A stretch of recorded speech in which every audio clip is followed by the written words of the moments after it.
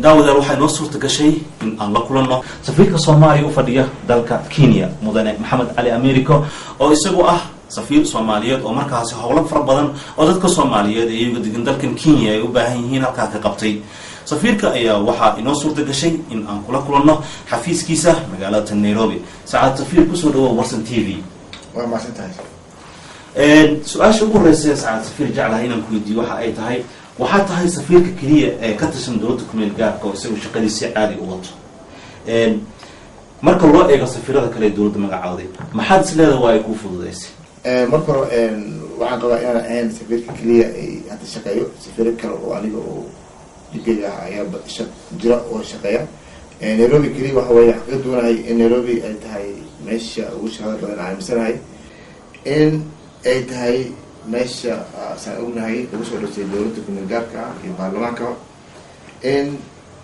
safaaradaha ama wadamada deeqaha bixiya ee siya Soomaaliya ay xafiisyada halkan ku yaalaan in mataqaanaa dawladda ama baarlamaanka ama xukuumadda markasta ay dhoofayaan halkan ay soo maraan taas kaliya waa muujiya aniga u filmaa in kaliya shaqeeyaan waaga saacad safiir waxaa jirto in dadka Soomaaliyeed ee degan dalkan Kenya ay dhibaatooyin fara badan kala kulmaan xagga amniga ka safiir ahaan ma kala hashay dawladda Kenya arrinta ayada ah safaarada halkan marka laga furay maadaama ilaa iyo saashinkoodii safaarad Nairobi aan Soomaaliya ku lahayn waxyaabaha ugu horeeyay aan kala hadalnay dawladda Kenya waxay ahayd Nairobi safiirna magacaado safaaradaasna oo u shaqeyn doonto ama u shaqeynaysaba dadka Soomaaliyeed halkan jooga ilaa hadis waaye dawladda Kenya gacan baa naga siisay dhibkii wuu yaraaday ma dhahayo wuu istaagay laakiin aad buu yaraaday dadka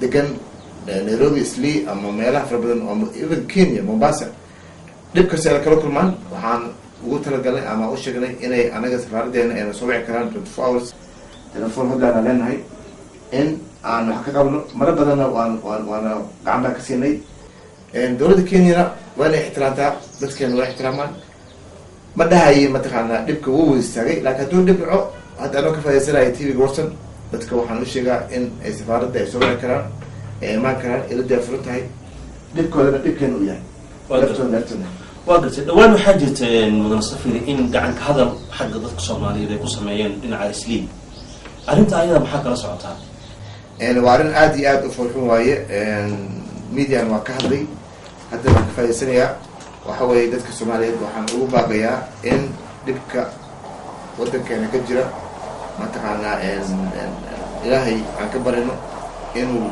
ilaahay naga joojiyo wadankan Kenya oo dadka Soomaaliyeed u fidisay mataqaanaa gacan wadankooda inay yimaadaan qaxooti ahaan ugu yimaadaan ama arday ahaan ay naga aqbaleen in dhibka aan loo keenin in gacanaha kala joojiyo in wixii la isku qabsado lagu dhameeyo sulux in la wada hadlo laakiin gacan iyo isdil wadanka lagu sameyn anigana isdilin ayaa ugu baaqay mataqaanaa dawladda Kenya waa kala hadlay arrintii hadda dhacdana iyadoo farxumeyd mataqaanaa bulshada ku dhex jira anigana waa la soconaa in arrintii mataqaanaa la xaliyo haduu leeyahay dad badan oo Soomaaliyeed ayaa waxa ay qabaan mudan safiir dawladda ka mid tahay in looga armiyo dalka Ethiopia maxaad ku qancinaysaa dadka ayaga dawladda Ethiopia waa dawlad diris aan nahay sida Kenya iyo Djibouti dawladda Ethiopia ma maamusho mana xukunto dawladda kumeel gaarka ah walaa wadan diris aan saaxiibanahay dawladda kumeel gaarka waa dawlad iskeed ah iyada ismaamusha taas waxaa la yidhaha waa arrin ma jirto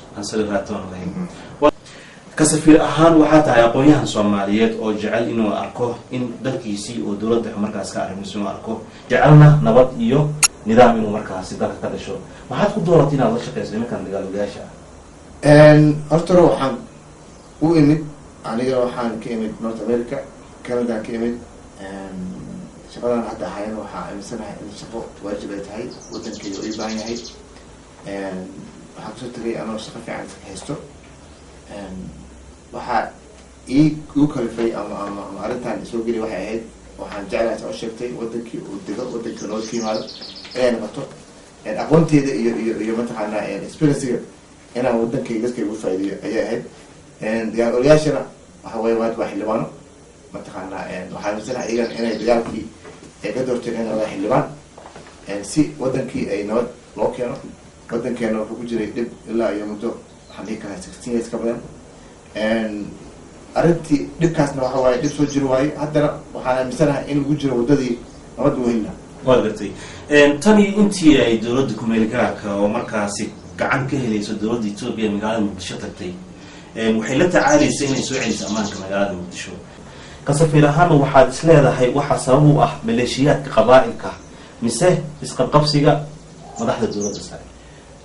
arrinta ka jirta xamar waxaan dhihi karaa waa arrin soo jirta ilaa muddo badan, ilaa iyo markii dowladdii hore wadanka mataqaanaa 90kii koodii kadib ayay bilaabatay. dhibkaasna waxa waaye dhib mataqaanaa aad iyo aad u furxun. annaga dad waxaan nahay Soomaali ah, dad waxaan nahay isku dhaqan, isku diin, isku mataqaanaa hal kale leh homogeneous ah. marka waxaan dhihi karaa dhibaatada waxaa loogu bixi karaa annaga wada hadalno, heshiino, wada fariisano. marka waxaan aaminsanahay in hadda wadadii aan ku taaganahay dhibkan laga bixi karo. dhawaan waxaa jirto in urur goboleedka IGAD ay u yeereen dhammaan xubnaha baarlamaanka dalka. ma kala socotaa arrimaha loogu yeeray wax markaasi ay ugu yeereen urur goboleedka IGAD? sababta loogu yeeray maxay tahay soo kartaa? walaa shirkaas waa invitationka waa arkay, waana loo soo socodsiiyey, dowladdana waa loo gudbiyey, laakiin hadda details TV kama sheeg karo. waa gartay oo wax markaasi aadan rabinaha ka hor dhacdo.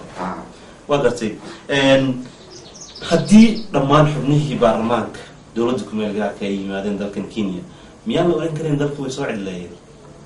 wallahi saan kuu sheega waxa waaye ajendaha iyo mataqaana waxyaabaa lagu hadlayo wax hataa meesha aan ka sheegi kara maaha.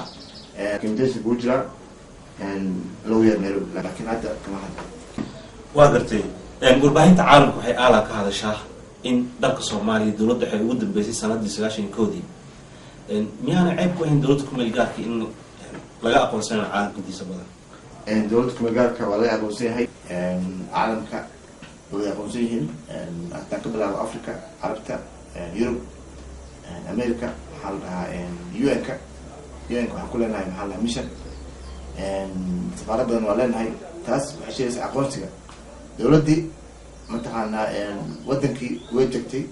wadanka dhibka daanta oo sheegay dhibka mid hadda bilaabo maaha, xalinteedana mid halaban lagu xalin kara maaha. xalinteeda waxaa amisan inay waqti qaadan doonto, laakiin tii ilaahay ka sukow annaga ayaa la rabaa dadka Soomaaliyeed inay ayaga isxaliyaan. dhibka anaga sukow saacad safiir waxaa jira dad fara badan oo Soomaaliyeed aqoon-yahano ah oo dunida dacaladeeda kala maqan. maxaa dadkaas kula talin lahayd? waxaan kula talin lahaa dadkaas faraha badan in wadankooda ay soo fiiriyaan, in wadankooda inay ayaga u maqan yahay ay ogaadaan, in wadanka uu baahan yahay dadkiisa inay wadankooda kusoo laabtaan, gacan geystaan, wixii ay ka tari karaan ka geystaan.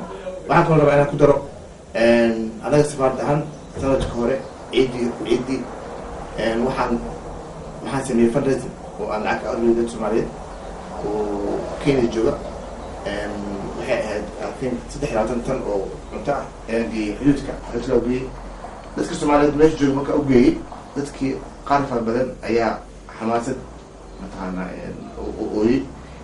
markaan aan u sheegay in raashinkaas uu ahaa lacag dad Soomaaliyeed bixiyeen, waxay i dhaheen waxaa markaas anaga naloo keeni jiray raashin dad ajnabi ah noo keenan.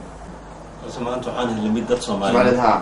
marka maxaa la dhahaa waxaan rabaa inaan ka faa'iidaysto in dadka dibadda jooga waa ogahay in dad badan ay gacan geystaan oo ay mataqaanaa ay geeyaan wadanka Soomaaliya iyo dadka dhibaataysan, laakiin in markastoo la bixiyo kaalmada waxay ku baxdaa ay waajib ku tahay walaalka marka ugu horeyso.